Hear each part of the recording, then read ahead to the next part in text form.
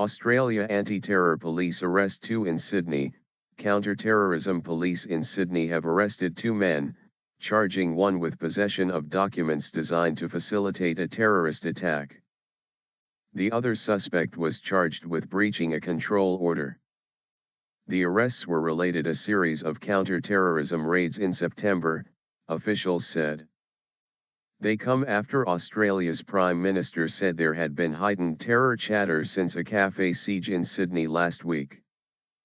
That saw gunman Man Haron Monis, a self-styled cleric originally from Iran, take 17 people hostage in a cafe in the city centre.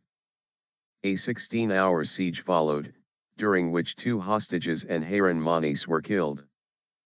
On Wednesday, Australian Federal Police Deputy Commissioner Michael Phelan said the man arrested on the terrorism charge, 20-year-old Sulaiman Khalid, had documents that mentioned potential government targets.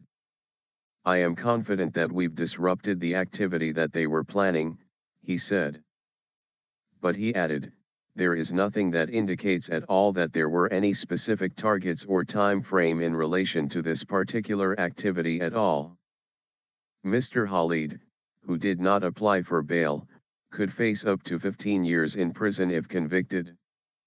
The 21-year-old, who cannot be named for legal reasons, was also denied bail. Judges can issue control orders against persons of interest in criminal cases, imposing restrictions on them.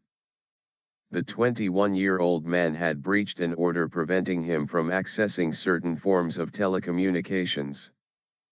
Terrorist sympathizers after raids in Sydney and Brisbane in September, police said they had foiled a plot to commit violent acts in Australia, including a plan to behead a member of the public. Police say 11 people have now been arrested and charged with terrorism-related offences since the starts of the campaign, which began soon after Australia's terror threat level was raised to high for the first time.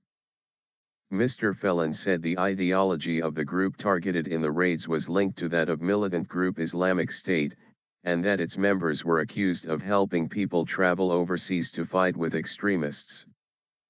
After a meeting of the National Security Committee on Tuesday, Prime Minister Tony Abbott said there had been a heightened level of chatter amongst people who we would normally think of as terrorist sympathizers.